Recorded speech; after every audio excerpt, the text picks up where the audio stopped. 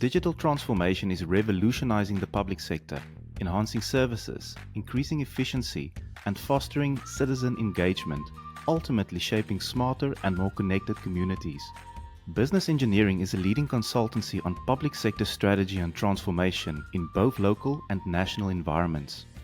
In episode 1 of the Business Engineering series on Future Cities Africa, I talk with Bruin and Allen Yaxley, co-founders and managing directors at Business Engineering. We explore who they are, how they think strategically to solve complex problems faced by the public sector, a new perspective on digital transformation in local government, and much more. Philip, Allen, welcome. It's great to have you on the show. Can you give us an introduction to business engineering? Who are you and why does the work that you do matter?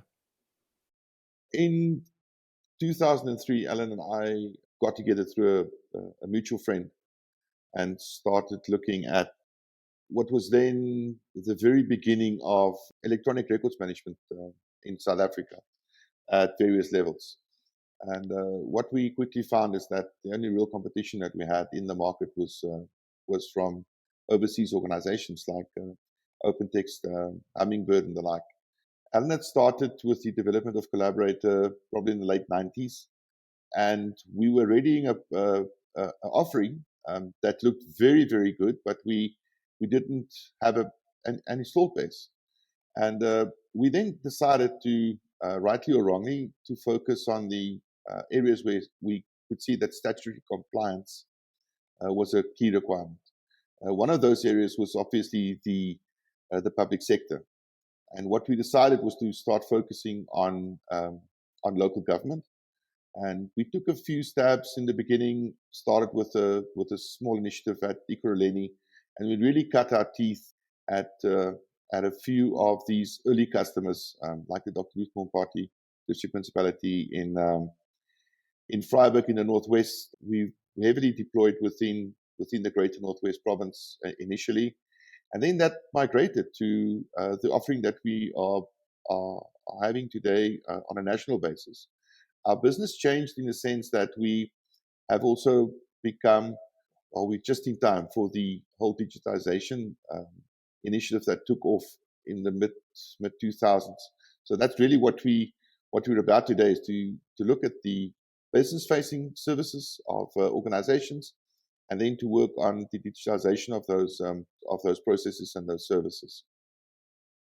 As time evolved, we also started focusing where the basis was records management.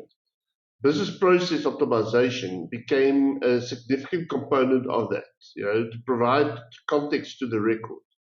So even though at our core we are still records managers, we look at the business processes that produces the record.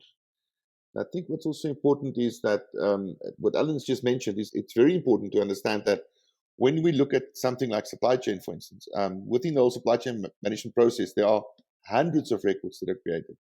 But because we focus on managing the business process, we ensure that we have a complete offering from where the idea was conceived until where the project's finally paid. That entire process is managed through a business process, and that's all sort of drops into this whole record management framework. But we can only do that because we manage the business process. So how did it all start for Business Engineering? Where are you today, and what does the future hold? It's quite an interesting story how Philip and I met. We had a mutual friend and our accountant at the time. Now I'm talking 2001, 2002, around there. And my accountant constantly said, listen, I want you to meet these guys, talking about Philip and his business. But in business, you don't have time to meet. You're so focused on actually just doing the business that we don't actually go and take the time to meet potential partners. I think this is a story of our lives.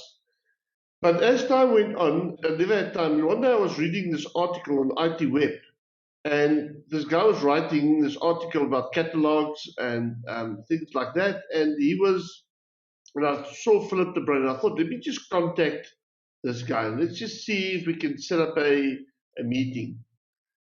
And I spoke to Philip, and the way he answered the phone was also very funny, because it's like he knew me, waiting for my call. And I was quite surprised. I thought he was confusing me with somebody else.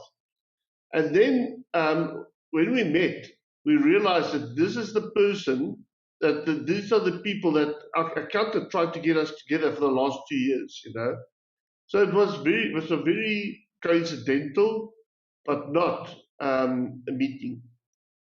When Philip, but after that, we decided that there is some mutual ground between the two. We decided to create a partnership for taking on the markets together.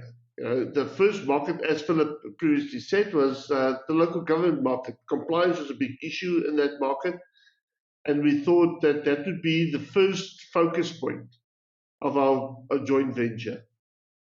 But obviously that's been like 20 years ago. So through the last 20 years, we evolved as a business. We've been very successful in the business process optimization. It's just the evolution of the company. And as we evolve today still, that's how we met. In 2017, 2018, I think we took a joint decision, Alan and myself, after long deliberation, that we needed to expand our operational footprint. There were challenges coming in the market with regards to the deployment of MSCOA and a lot of restructuring in our space. And we then decided to buy an organization or acquire a company that operates a very successful financial system in local government, Phoenix ERP. So we acquired Vesta in 2018. We've integrated the business into the operations of business engineering. And we're very excited about the opportunity to now bring our solutions offerings to a new breed of customers.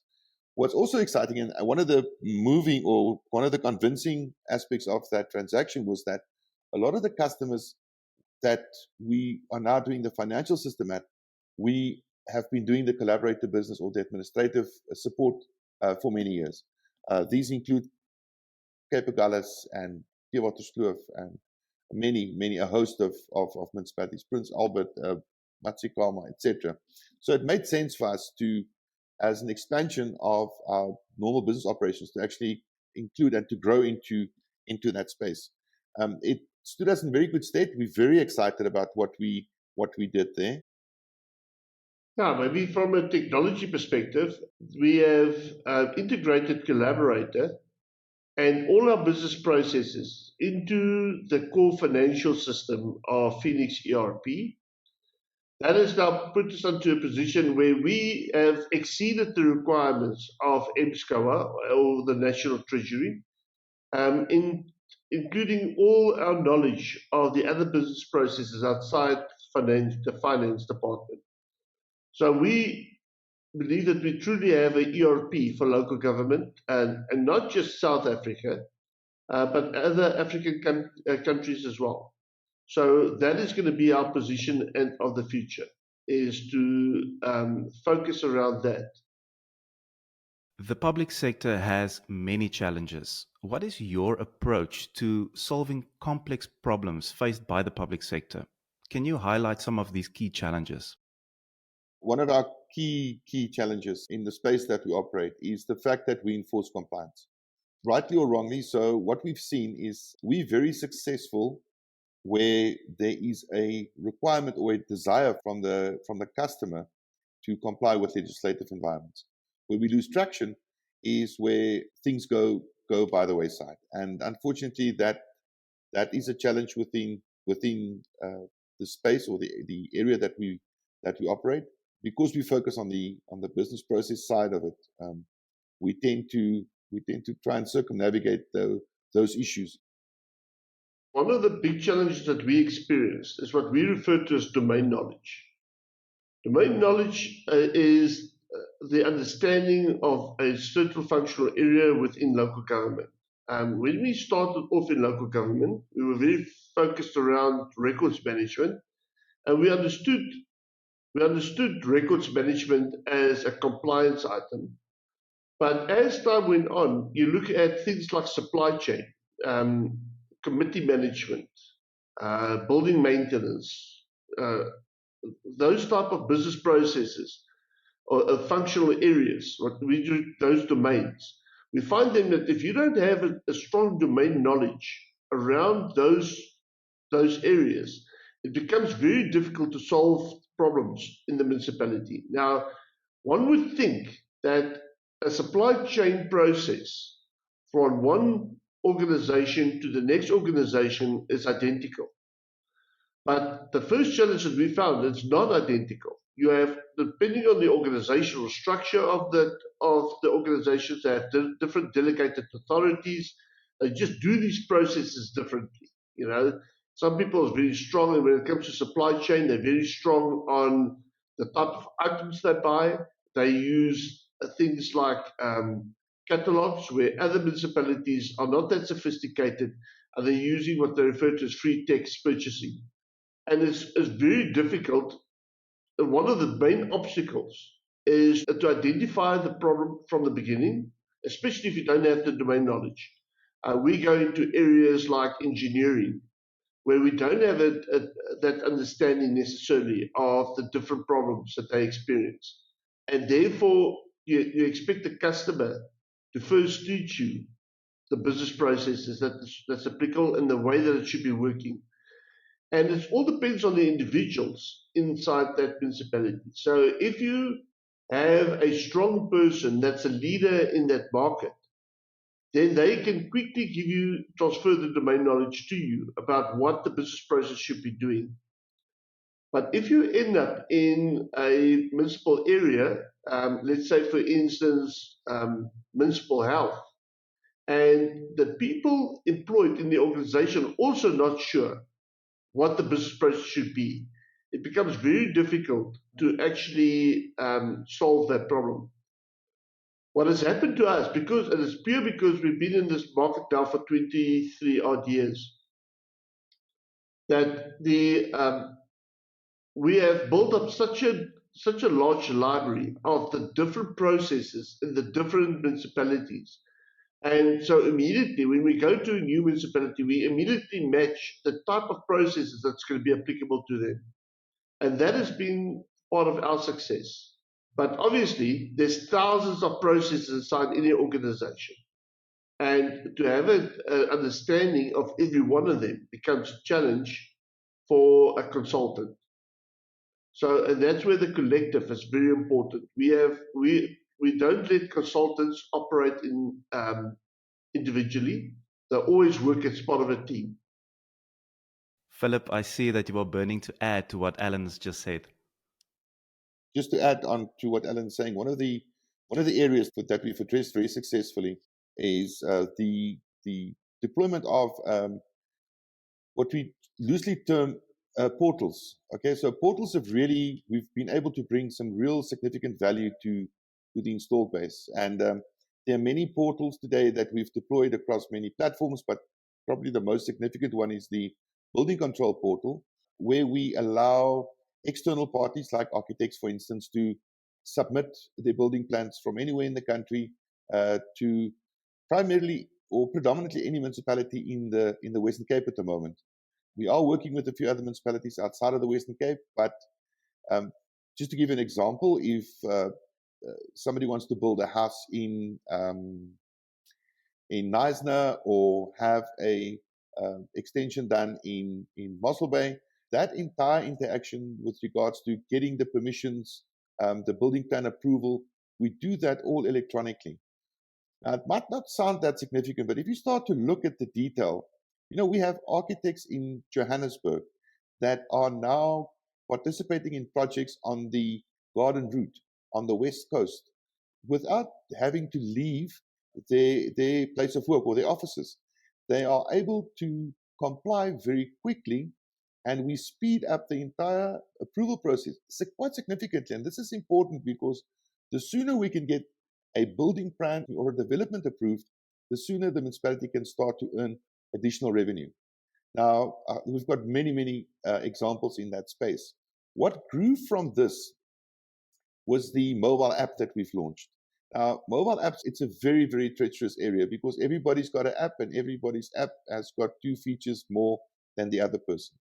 So our view has been, and Alan can correct me here, but our view has been that you won't just ever have one app that will only interface with an organization. So you'll have multiple mechanisms to communicate with a organization or with a municipality. The municipality has the challenge to ensure that they can accommodate the various interfaces from whichever app that they feel that they want to communicate with.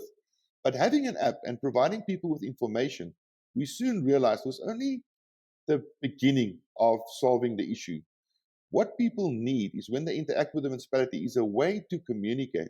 So what we've done, again through deployment of very structured workflow processes, is we've optimized the whole service request process. So yes, you can take a picture of a pothole and you can send it to someone, but what we make sure of is that whatever you report goes into a workflow, has a proper audit trail, a proper workflow history, and that diligent feedback is given to both the person reporting and to the municipality addressing the issues. So not only is the member of the public or the citizen getting the feedback that he feels he desires, but the municipality internally also uses the feedback that we get from the execution of the business process to manage their internal operations. So they can see where they need to optimize, perhaps put more people, where there's a skills shortage, where there's issues with internal communications, and all of those things are laid bare. But it's a positive reveal, because what we then do is we use that information internally, as Alan said, within the team that engages on the customer side to improve. So we've now not only solved a communication issue, we've not only solved the service delivery issue, but we've also assisted the municipality in increasing the service delivery objectives within the municipality. Where we work, it's important that there's 2 matrix. One is, if your service is consistently bad, that's a good thing. If your service is consistently good, that is great. If it's bad, we can help you to make it better. If it's good, we can help you to keep it there. But what you don't want is erratic service. So you don't want Philip to phone the municipality and get a certain level of service, and Alan to phone the same municipality and get a different level of service. That's what we lay bare, or that's what we exposed with the structured deployment of processes within the organization. So that we get to a medium that's acceptable to also members of the public, but also to the internal administration. And this is not a political or any other issue. This is an operational issue, allowing municipalities to actually fulfill the mandate that they have. But it's also assisting the communities that they operate in to feel that they have a channel where they can communicate with the municipality. Alan, what Philip just mentioned fits directly into smart city strategies that many municipalities are implementing or are looking to do so. The smart city strategy that we're following. So our definition of smart city, there's been so many definitions for smart city. Our definition includes the fact that any person, any stakeholder of local government must be able to interact with local government without going physically to their offices. Once all your business processes or all your services can be done that way, then we would consider that municipality smart. And therefore, it's always levels of being smart, right? So Philip has just touched on on 2 components. One is the interaction on service delivery to the taxpayers. We have created that app as that communication layer. We've also created a citizen portal where citizens can log in to a website, and they can also, for more complex processes like digit applications, as well as rebate applications, payment arrangements, those type of applications can be done from that portal. Then we've got the business portal, and that's where the building plan applications come in. We've also started with brain leave applications, business licenses, and there's quite a number of different municipal services that you could apply from there. Obviously, we have different levels at the municipalities implementing these portals. I think the most widely used portal is the building plan portal. I think in the Western Cape, there's already 25 of the 29 municipalities using that portal. Significantly, a lot of them, or the majority of them, don't even accept a paper-based application anymore. They will only accept an application via the portal. So our smart city strategy will continue at the different layers. I think that for the next number of years, we will not only focus on the internal operations of the municipality, but also the communication with their stakeholders to make that more electronic. Looking at collaboration, what is the current status of public and private sector collaboration? Where are you seeing progress? And where do we still have some challenges that needs to be addressed? If we just quickly look at the interaction between, or the professionalization of the private public sector, and the interaction between public sector organizations and private sector institutions, one of the initiatives that we've seen that got a lot of traction in the last year and a half, is the notion of red tape reduction. It's been mooted by some national departments, and it's really something that we've seen happening in the larger Western Cape area. There's some initiatives in the Northern Cape happening at the moment, in KZN, where governmental institutions are focusing on reducing red tape, making it easier for people to interact with institutions. Now, primarily for service delivery at the lowest level happens at the municipal level. So if I want to sell cake in front of the pharmacy in Brits tomorrow, I can't just go and put up my cake stand. There's a process that I need to follow. I need to get a permit from the municipality. I need to maybe notify a health inspector if I'm cooking food. So it's very difficult in the normal way, or the normal running of environments to interact with your municipality. And there's many reasons for that. There's the work ethic has deteriorated to such an extent that we find that it actually displays a lack of capacity from the institutional environment. So what we've done is we've taken that process and made it simple for a street vendor to take his smartphone or his cell phone and to interact with the municipality and apply for a permit for food premise. This is also demonstrated in the ability that we've created for organizations to deal with municipalities with regards to waste management and events management. If you want to have an event, the whole management of the creation of that, filming permits, etc. So there's a whole host of initiatives that we've been participating in the last few years to specifically focus on the reduction of red tape, breaking down the bureaucratic barriers, making it easier for public at large to just deal with organizations. Now, if you get this right at a local level, pushing it up to the provincial and the national level should be easier, and we're actually seeing that. So a lot of decisions can be made quickly at a local level if we have the right technology framework deployed. So that, small intervention at a higher level has a huge impact at the municipal level or at the local level. And I don't know if I've missed anything. I think if I can just expand on some of those issues, what we've also found is that if the collaboration between organs of state, for instance, when you do a building plan application and the application includes a location where public is involved, you have to have a district municipality to provide comments on that application. Now typically what would happen is that you would apply the building plan application, send it to the local municipality. The local municipality will take it through its internal processes and then contact the district municipality, which will then provide comments on that same application. what we've done is we've integrated the business processes between a local municipality and the district municipality to make the complete experience electronic.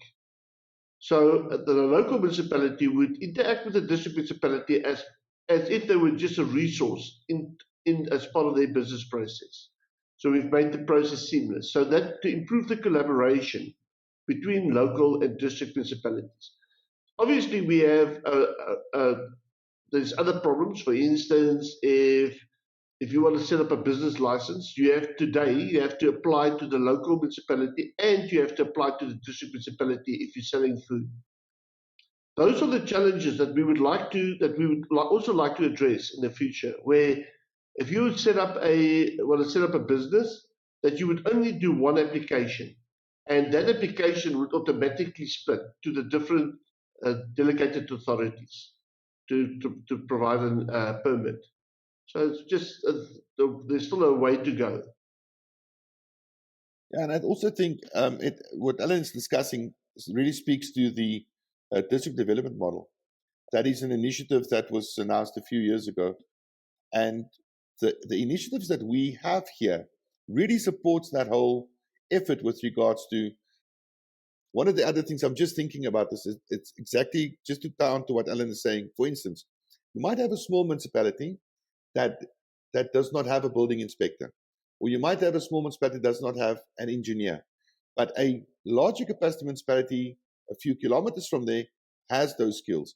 So by deploying what we've just explained with regards to the portal, you can now take your building plan from municipality A, electronically give it to municipality B, ask for their input for the interpretation of the legislation, approval, bring it back to your municipality and carry on with the process.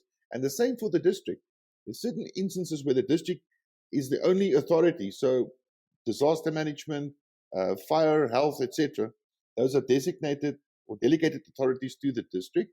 And what we do is we enable a municipality in the same district that might be 150 kilometers from the main center to actually interact with that municipality timelessly. So it's an interactive online process. Don't have to wait to travel to Beaufort West.